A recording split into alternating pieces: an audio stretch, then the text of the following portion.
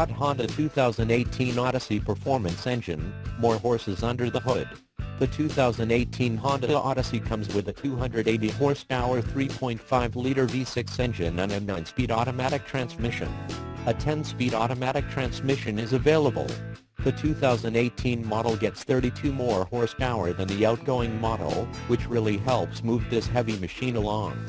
Despite its hefty size, the Odyssey has no problem jetting around town or accelerating up the highway and passing speeds.